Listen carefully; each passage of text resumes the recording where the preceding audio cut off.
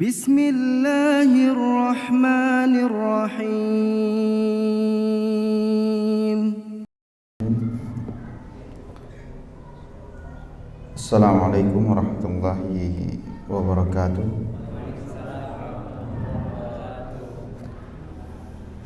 Alhamdulillah rabbil alamin. Assalatu wassalamu ala asyrafil anbiya'i wal mursalin nabiyina Muhammadin wa ala alihi wa sahbihi ajma'in, amma ba'd. Jamaah yang dimuliakan Allah Subhanahu wa taala,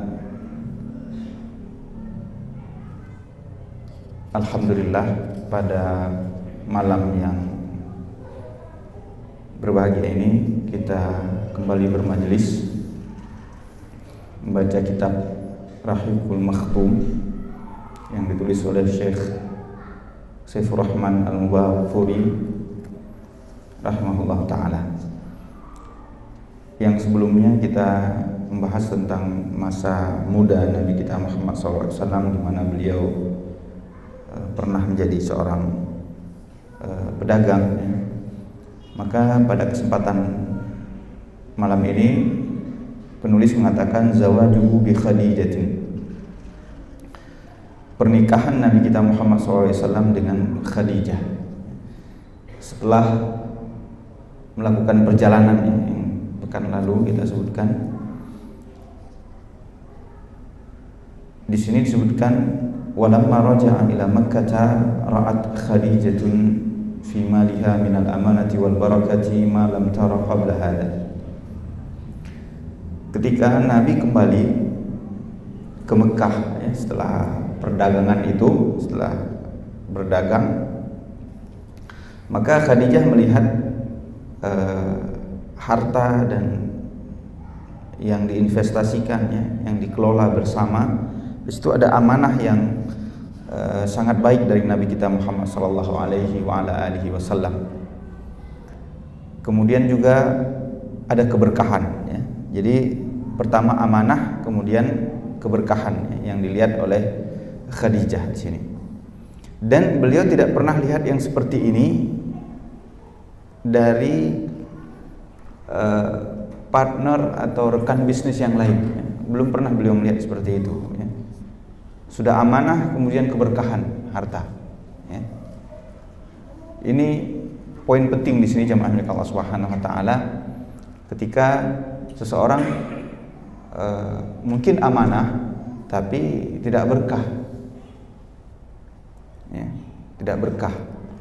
Maksudnya dalam kehidupan kita sehari-hari, kadang ada pegawai yang cekatannya atau partner bisnis yang baik cekatan, dia sangat amanah, namun mungkin karena kurang kesalehannya, dia kurang juga keberkahan dalam bisnis tersebut. Yang kami maksud di sini misalnya bisnis itu jalan, akan tetapi pengeluarannya mungkin juga hampir sama dengan, atau resiko yang terjadi sama dengan keuntungan yang didapat, akhirnya berimbang. Tapi kalau ada keberkahan, apakah itu sedikit ataupun banyak yang memberi efek pada sosial di sekitar kita, maka itu jamaah milik Allah Subhanahu wa taala sudah amanah pertama, kedua berkah. Sudah amanah kemudian berkah. Sebahagian mengilustrasikan begini sederhana, sering disampaikan. Misalnya seorang ayah misalnya di rumah, ketika dia yang pegang uang misalnya, itu uangnya habis.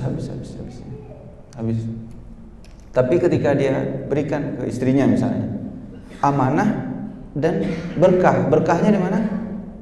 Semua pos-pos pengeluaran cukup untuk sekolah, kebutuhan. Bahkan seseorang curhat waktu itu ke saya, waktu itu kita ketemu pergi umrah di Mekah. Dia bilang sejak pertama sekali menikah, dia kasih ATM gajinya sama istrinya. Pokoknya istrinya yang ngatur semua. Sedangkan yang sama dia itu rata-rata habis begitu Apalagi dia punya jabatan, jadi kadang untuk supaya anak buahnya ini rajin, dia traktir dulu diajaknya. karena beliau di pemerintahan gitu ya. Nah, kemudian tiba-tiba berlalu waktu, anak-anak sekolah semua, tiba-tiba istrinya ajak, yuk kita umroh. Wah, umroh dari mana uang? Ada uang yang selama ini itu tadi ATM gajinya dipegang istrinya, itu kebutuhan semua terpenuhi. Tiba-tiba diajak umroh gitu, bukan dari suaminya. Ini salah satu amanah dan berkah, berkah. Ya kalau atau misal bisa kebalikannya, tapi yang sering kita dengar seperti itu ya, yang orang curhat kadang seperti itu. Tiba-tiba dia kira udah habis semua itu gaji bulanan udah habis, tiba-tiba dia bilang ada bonus sudah sekian tahun, 15 tahun ya, 10 tahun, tiba-tiba ya kita pergi umroh. Kirain dari mana uangnya gitu kan. Padahal bisa dikelola, itu keberkahannya sedikit tapi dia bermanfaat, misalnya banyak yang bisa semuanya di ini, itu berkah. Itu diantara makna berkah ya. Makanya asal katanya birkah ya, birkah itu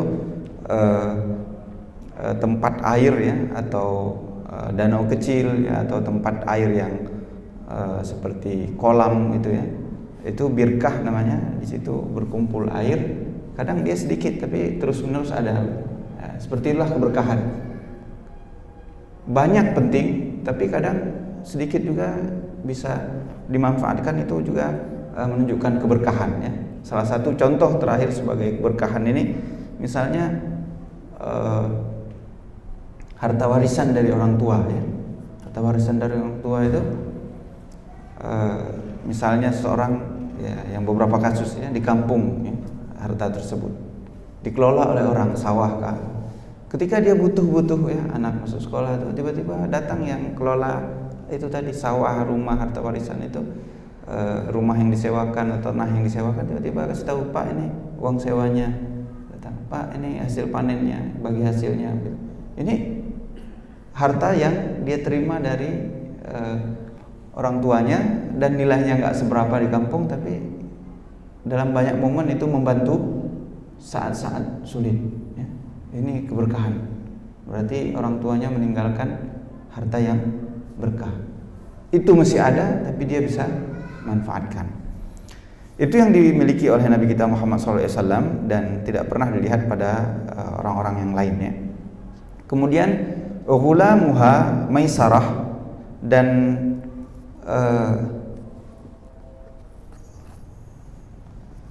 budak laki-lakinya ya, yang bernama Maisarah. Maisarah ini nama laki-laki, juga menyampaikan kepada Khadijah bahwa ini orang yang sangat baik, syama'ilu karimah, punya kepribadian yang mulia, fikrun rajih, juga kecerdasan yang benar-benar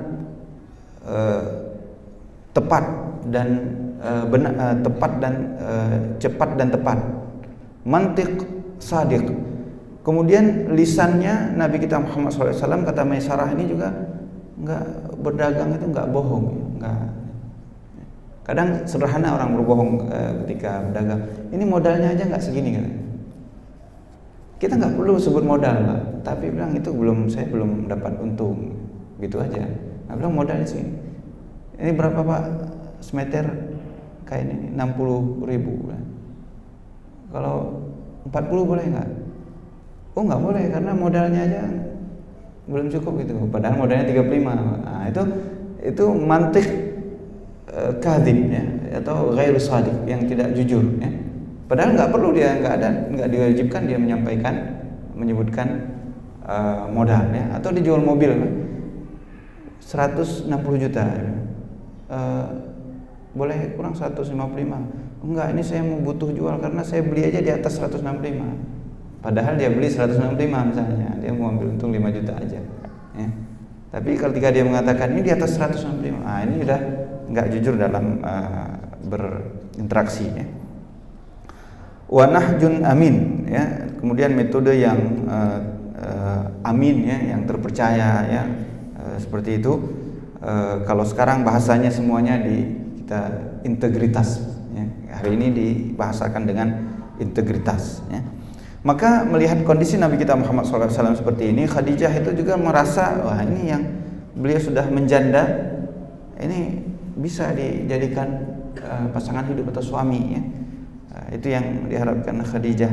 Maka wakana, padahal waktu itu banyak sudah dilamar ya, Khadijah yahrisuna ala zawajiha. Orang-orang pemuka Quraisy sering dan beberapa kali melamar Khadijah, tapi beliau menolak ya. Tapi pemuda ini Muhammad SAW ini benar-benar menarik hati Khadijah. Fata'ba alaihim, dan beliau yang pemuka-pemuka Quraisy semua ditolak, maka keinginan ini beliau sampaikan kepada sahabatnya, sahabat perempuannya Nafisah bintu Munabbih. Nafisah bintu Munabbih namanya, disampaikan hajat ini oleh Khadijah. Maka Nafisah pun datang kepada Nabi SAW, ya mungkin dengan bahasa yang sopan ya, yang tidak langsung tapi juga tidak berbelit-belit, sampai pesannya tapi juga nggak bikin malu orang yang Khadijah dalam hal itu ya. Seperti itu, hal-hal seperti ini memang perlu dijaga. Beliau sampaikan masalah ini. Kemudian waradhiya bidzalika, Nabi kita Muhammad SAW waktu itu pun melihat ya ini juga hal yang tidak perlu ditolak, akan tetapi beliau kemudian bermusyawarah wa kallama a'mamahu. Beliau berbicara dengan paman-pamannya, karena selama ini yang pelihara beliau adalah pamannya. Jadi ketika ada sesuatu beliau sampaikan ke pamannya. Ini penting musyawarah ya, jamaah Allah Subhanahu wa taala. Artinya bukan misalnya ada yang datang melamar Pak, jenggotnya panjang gitu ya, atau udah pakai peci putih ya kayak Pak Haji gitu kan. Bukan berarti langsung terima Pak, enggak. Tetap juga tanya misalnya ini dari mana? Oh dari sini. Oh temannya sini. Iya, baik kalau gitu kasih waktu saya. Tanya ke temannya itu. Dikisahkan salah seorang syekh, muridnya sudah lama bersama beliau, tiba-tiba melamar ya, anaknya. Maka syekh ini ceritakan, Syekh Muhammad bin Shalih Al-Utsaimin, beliau kasih minta waktu 3 hari sepekan gitu. Saya bicarakan masalah ini sambil beliau cari informasi sebenarnya bagaimana. Kalau di halaqah ini pemuda ini sudah nggak masalah begitu kan, sering ketemu, tapi ingin tahu bagaimana di luar ya. Nah, jadi seperti ini jemaah Allah Subhanahu wa taala, cari informasinya karena terkait dengan hal yang akan panjang yang dijalani. Maka beliau sallallahu alaihi wasallam menyampaikan hal ini kepada paman-paman beliau, dan tentu mereka lebih mengenal ya Khadijah karena usianya kan di atas Nabi. Nabi kita nanti 25 disebutkan, Khadijah 40. Paman-pamannya ini mungkin sudah kenal, dan ada yang seusia Khadijah tentu lebih mengenal daripada Nabi kita Muhammad SAW. Maka bisa dijadikan dalam bahasa hari ini konsultan. Ya, diminta pendapatnya dan sebagainya. Jadi konsultannya adalah paman-paman beliau. Maka mereka pun setelah itu ya paman Nabi kita Muhammad SAW datang ke pamannya Khadijah, karena tadi beliau tidak punya anak laki-laki yang akan menikahkannya. Ini juga membuktikan bahwa nikah, kita sudah bahas ya, dulu nikah Nabi kita Muhammad SAW walaupun ini terjadi sebelum Islam, tapi dengan metode dan syariat yang sesuai dengan syariat Islam. Dan ini juga peninggalan mungkin dari sisa-sisa agama Nabi Ibrahim dan Nabi Ismail. Makanya kemarin kita katakan, kalau ada orang yang Nasrani misalnya, dia masuk Islam ya, suami istri masuk Islam, apakah nikahnya diulang? Maka kata ulama kita nggak perlu kalau dia nikahnya dengan cara yang seperti ini tadi. Yang kan nikah di agama Nasrani juga ada saksi yang hadir gitu ya, ada pemuka agama yang hadir, dicatat semuanya ya. Maka kita sudah sebutkan mungkin pertemuan sebelumnya ya, awal-awal terkait ini. Jadi tidak perlu diulangi nikahnya ya, tidak perlu diulangi nikahnya. Maka Nabi kita Muhammad SAW menikah dengan Khadijah ya. Kemudian waktu itu yang hadir ya dari akad nikah ini ya, ini juga akad nikah bukan berdua saja. Tadi dilamar ke pamannya. Jadi wanita tidak di masa Arab jahiliyah juga, wanita itu tidak menikahi dirinya sendiri, dia ada walinya. Dalam hal ini Khadijah pamannya ya. Jadi nggak bisa dia menikahkan dirinya sendiri ya. Kalaupun tidak ada walinya, disilahkan dengan fikih itu wali hakim ya. Wali hakim ya, apakah diserahkan ke pihak KUA dan yang sebagainya, dalam hal ini kita dan yang semisalnya. Bani Hashim, kemudian pemuka-pemuka Mudhar ya, dan ini terjadi ketika beliau kembali dari Syam ya, yang kita kisahkan pekan lalu, 2 bulan kembali dari perdagangan dari Syam ya. Kemudian wa kana auladuhu, dan anak dari Nabi kita Muhammad SAW ya, waktu itu padahal memang disebutkan di sini Khadijah itu arba'ina sana, 40 tahun ya. Kemudian ada yang bertanya, 40 tahun masih bisa punya anak? Hari ini saja ada orang 42 tahun misalnya. Ya. Saya nggak perlu sebutkan, tapi di sini sekarang kan ada media sosial kan, ada podcast, YouTube seperti itu. Kadang orang diwawancara. Wah, ini saya terakhir menikah, anak saya itu harus ini karena saya 42 tahun. Jadi 42 tahun juga masa ini juga masih ada orang bisa punya anak ya, normal ya, normal disebutkan. Jadi Khadijah waktu itu menikah dengan Nabi SAW dan punya anak ya, yang sebelumnya tidak ya. Semua anak Nabi kita Muhammad SAW dari Khadijah kecuali Ibrahim ya. Ibrahim dari seorang wanita yang dihadiahkan oleh Maukukis ya, atau seorang raja dari Mesir waktu itu.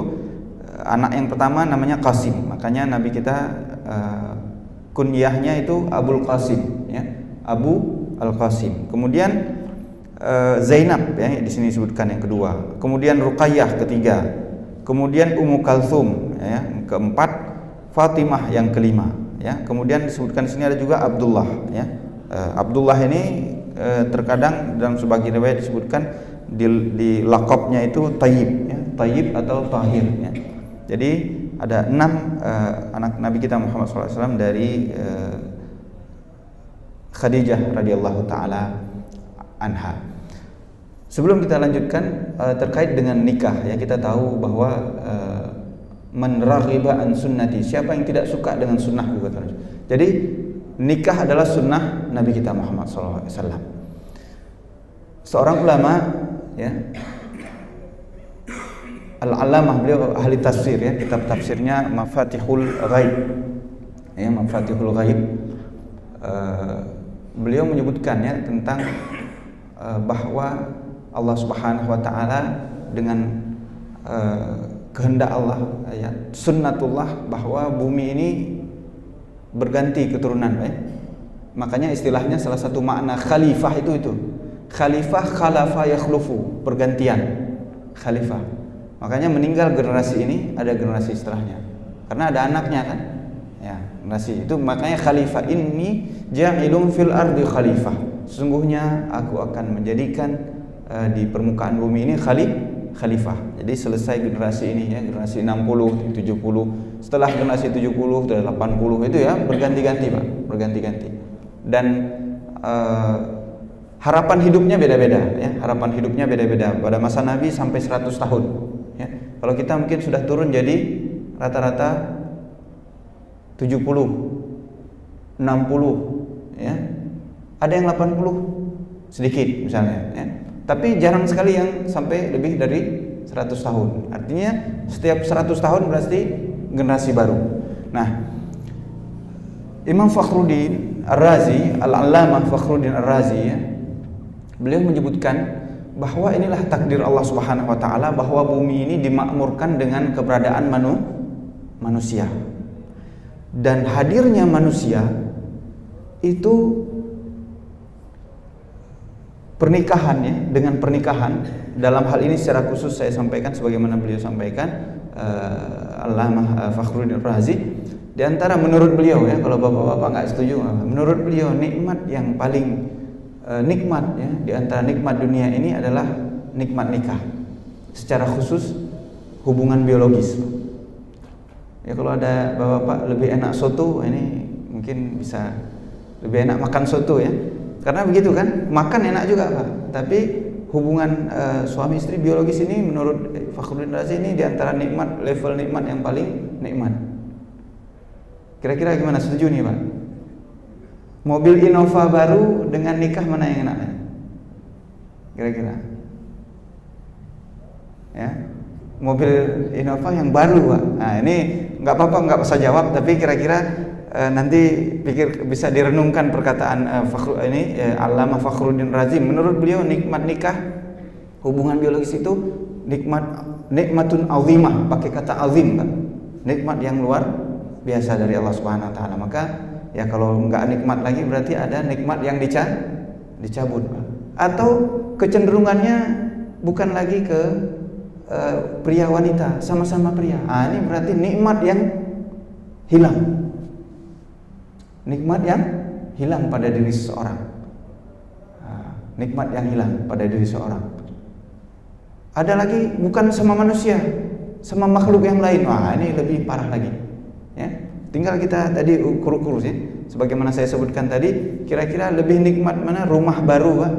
Misalnya Bapak bisa beli, ini udah punya rumah di Pondok Bandu Basri, tiba-tiba ada yang jual rumah lagi sebelah 2,5 beli.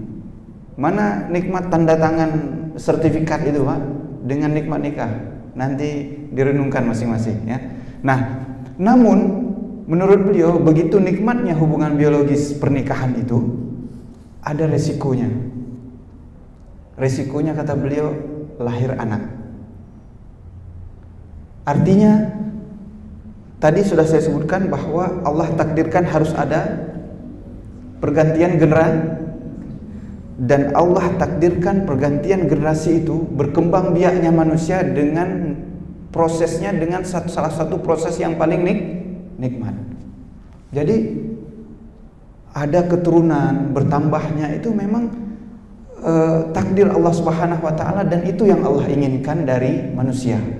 Jadi ketika dia nggak mau punya keturunan, ya, kalau nggak punya lain, Pak, ya, nggak punya atau punya ini, tapi udah dari awal dia nggak mau punya keturunan, ini bertentangan dengan sunnatullah. Sekali lagi, nikmat yang paling nikmat di dunia ini, resiko yang terjadi setelah kenikmatan itu dilakukan adalah adanya keturunan, kata beliau. Ini menunjukkan pentingnya memang pergantian dan pertumbuhan keturunan, karena proses caranya dari satu yang nikmat, bukan dari satu yang susah, Pak. Bukan dari satu yang susah dan bikin stres misalnya, ya. Tapi sesuatu yang nikmat kemudian ada resikonya, yaitu ada anak keturunan. Maka tapi nanti kemudian terkait apakah boleh KB dan yang sebagainya, saya nggak bahas di sini, tapi hukum asalnya seperti itu terjadi di dunia ini. Bahkan kata beliau, ya sampai di hewan juga seperti itu, ya. Bagi hewan yang seperti itu, maka jamaah menekan Allah Subhanahu wa taala, generasi yang ada untuk terus-menerus eksis di permukaan bumi ini adalah di antara sunnatullah dan apa yang Allah takdirkan di permukaan bumi ini, ya. Makanya prosesnya pun mudah dan nikmat tadi, ya. Itu Bapak Ibu Allah Subhanahu wa taala. Bahkan Nabi pernah bersabda, tazawwaju alwaduda alwalud, nikahilah wanita yang penuh kasih sayang dan banyak anaknya. Apakah Nabi tidak tahu resiko nanti kalau populasi bertambah? Nabi kita ketika mengucapkan ini bukan wama yantiqu anil hawa in hiya illa wahyu yuha. Nabi Muhammad itu, kata Allah Subhanahu wa taala, tidak mengucapkan sesuatu itu dari hawa nafsu, tapi dia dari wahyu dari Allah. Jadi ketika beliau mengatakan nikahilah wanita yang punya anak banyak, itu bukan tanpa analisa dan studi bagaimana nanti 1400 tahun yang akan datang manusia banyak gitu, bukan tanpa itu, karena yang mewahyukan kepada Nabi adalah Allah yang Maha mengetahui. Dan alhamdulillah banyak negara sudah ambil pelajaran, kan? Termasuk negara-negara seperti kita sering baca, Cina misalnya, ya. Ini udah kapok dia, dulu dia batasi orang, ya. Saya punya teman dari paspor Cina, ya. Itu kalau sudah lahir satu anaknya itu udah tanpa pilihan dari dia, mungkin langsung apakah dengan dibatasi langsung apakah caranya macam-macam, Pak. Ibu-ibu itu diberi obat kah, atau diangkat rahimnya kah, atau apa, pokoknya mereka ingin membatasi kelahiran. Akan tetapi sekarang mereka sudah mulai lagi mau subsidi supaya punya anak.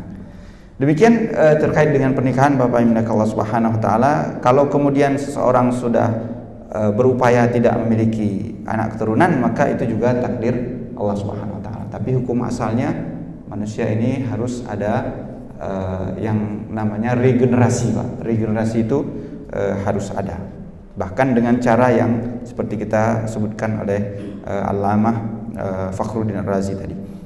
Jadi ada beberapa anak Nabi kita Muhammad SAW, akan tetapi wa mata banuhu kulluhum fi sigharihim. Anak yang laki-laki semua meninggal waktu usia kecil, ya, kata penulis kita.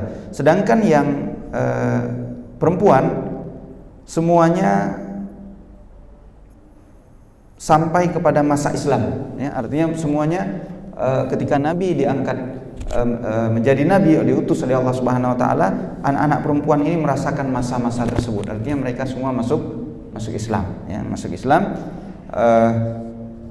Kemudian wa aslamna wa hajarna, tidak sekedar masuk Islam, semua anak Nabi kita Muhammad SAW semua juga ikut hijrah, ya. Ada salah seorang dari anak Nabi kita Muhammad SAW maupun suaminya tidak mau ikut hijrah, kan, tapi kemudian dia yang hijrah bersama Nabi kita Muhammad SAW. Kemudian mereka juga anak perempuan ini semuanya lebih duluan meninggal dari Nabi kita Muhammad SAW kecuali Fatimah, ya.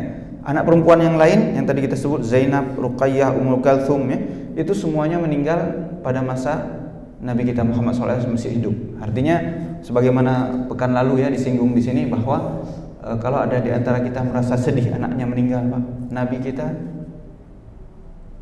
6 anaknya, 5 kecuali Fatimah semua pada masa beliau yang kuburkan sendiri. Karena dalam kehidupan kita ini beda-beda cobaannya, Pak.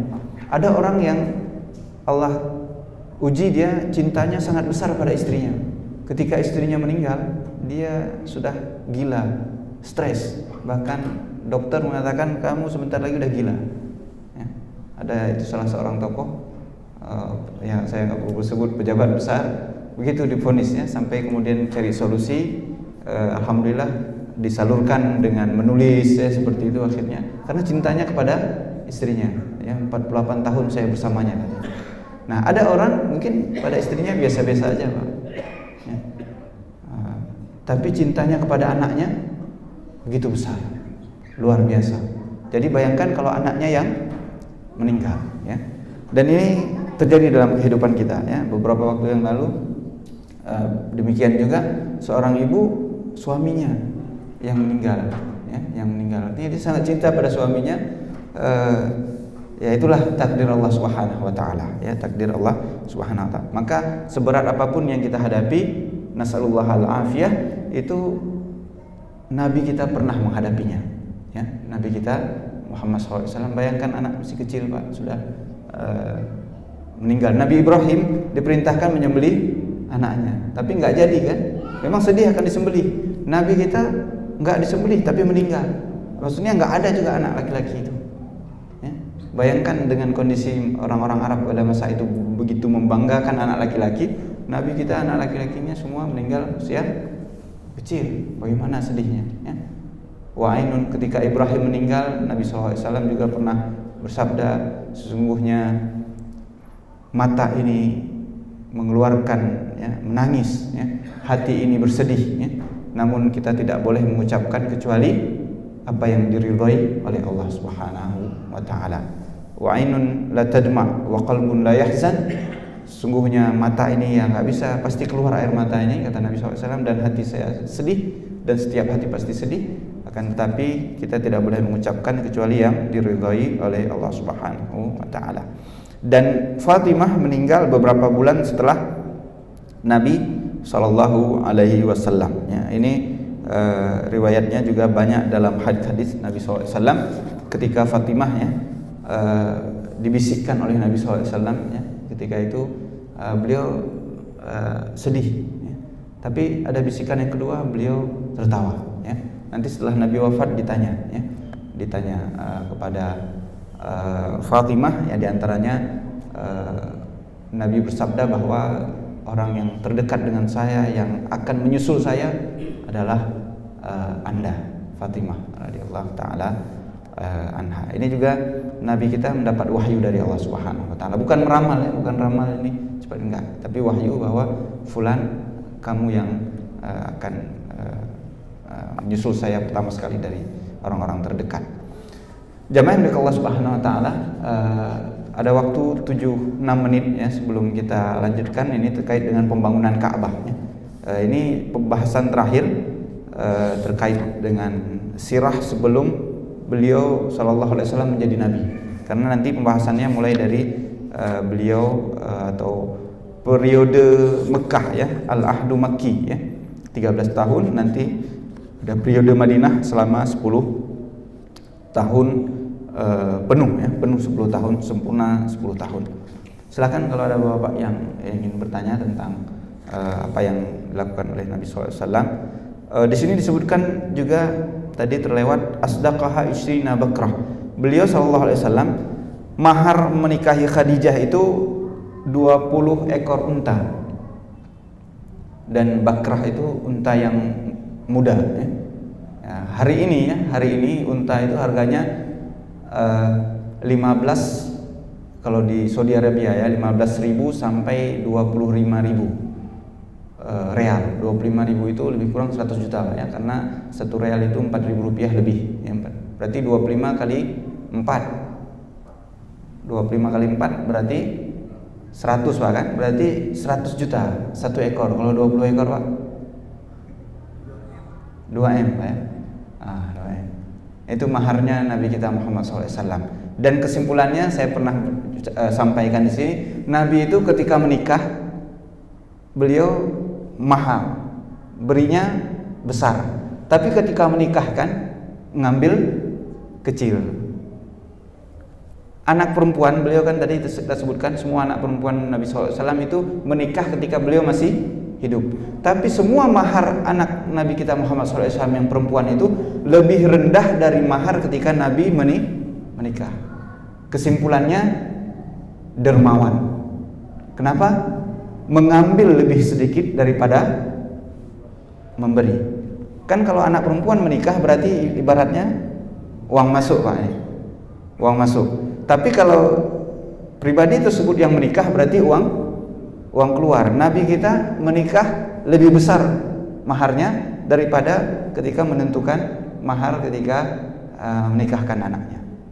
Ya, kalau hari ini ya termasuk uang apa-apa semuanya itu Pak ya. Intinya Nabi keluar lebih besar daripada yang masuk. Itulah dermawannya Nabi kita Muhammad SAW. Mungkin hari ini orang kebalikan ya. Kebalikannya orang ini berarti nggak sesuai sunnah. Kalau dia menikah mau nawar, pokoknya yang semurah-murah mungkin. Tapi kalau anak gadisnya yang dilamar, wah pasang tadi, pokoknya ini gedung kamu yang tanggung semua. Ini nggak sesuai sunnah. Yang sesuai sunnah ini berarti Nabi kita Muhammad SAW. Ya kalau nggak bisa sempurna, imbang kalau nggak, imbang ya. Kalau tadi menikah misalnya 100 juta, kalau anaknya menikah juga 100 misalnya, jadi seimbang ya. Tapi kalau nggak seimbang tadi ya berarti pertama udah nggak sesuai sunnah, berarti ini orangnya apa ini ya. Maksudnya yang masuk dia ingin lebih banyak daripada yang dia keluarkan. Demikian Bapak yang menikah Allah Subhanahu wa taala, mudah-mudahan Allah Subhanahu wa taala memberi taufik ilham kepada kita semua untuk bisa melaksanakan sunnah Nabi kita Muhammad SAW. Banyak sekali sunnah Nabi kita Muhammad SAW. Hari ini alhamdulillah kita pelajari satu lagi, yaitu terkait dengan mahar. Bagaimana uang keluar, bagaimana mahar keluar, bagaimana mahar masuk ya. Jadi sunnah Nabi kita bukan cuma di jenggot saja Pak ya. Atau ada sebagian saya belum mampu kalau jenggot. Mampu yang ini Pak, tempuh yang ini. Dan ini belum tentu orang berjenggot mampu Pak. Belum tentu orang yang berjenggot mampu yang seperti ini juga ya. Kalau dia menikah lebih banyak maharnya daripada dia nikahkan anaknya. Kami beri kesempatan 3 menit kalau ada yang ingin ditanyakan. Silakan kalau Bapak-bapak ingin bertanya. Tafadhalu.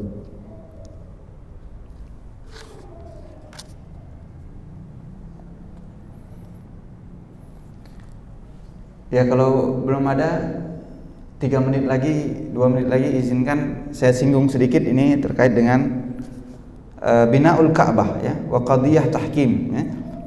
Pembangunan Ka'bah dan bagaimana kemudian orang-orang Quraisy ini berselisih ya.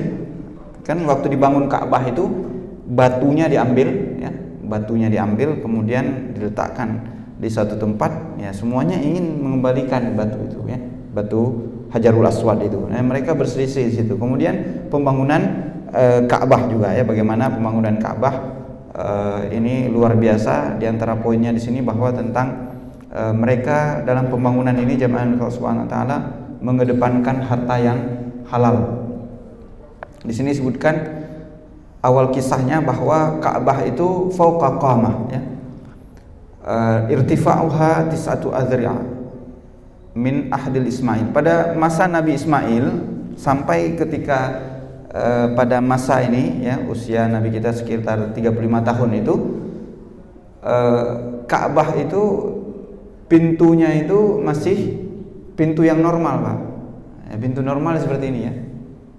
Yang sekarang pintunya nggak normal Pak. Apa itu? Ya pintunya di atas. Bagaimana orang mau naik itu Pak? Dulu pintunya di bawah Pak. Nabi Ismail, Nabi Ibrahim bangun pintunya di bawah. Kalau pintunya di bawah orang mudah keluar masuk. Kalau ini mereka yang ngatur siapa yang keluar, siapa yang masuk. Itu yang buat pintu di atas itu orang Quraisy, bukan Nabi Ismail. Ya, orang Quraisy ini pada masa ini nanti, pada usia Nabi 35 tahun. Ya, ini makanya Nabi waktu itu ketika menaklukkan kota Mekah pernah bersabda bahwa lo anna qaumaki hadithu ahdin bil jahiliyah, seandainya kaum Arab ya, Mekah itu waktu itu bukan baru-baru masuk Islam, labainutul Ka'bah, saya ini udah bangun Ka'bah ini dengan yang dibangun Nabi Ibrahim, pintunya di bawah. Jadi kita setiap datang ke sana bisa masuk. Ini pintunya di atas nggak bisa. Ya, nanti kita ceritakan kenapa kemudian Nabi nggak mengubah dipindahin ke bawah. Padahal beliau sudah jadi penguasa, sudah jadi panglima perang waktu itu, tapi dibiarkan posisinya seperti itu. Wassallallahu nabiyana Muhammad wa ala alihi washabbihi wabarakatuh. Wa akhiru da'wana alhamdulillahi rabbil alamin. Assalamualaikum warahmatullahi wabarakatuh. فبأي آلاء ربكما تكذبان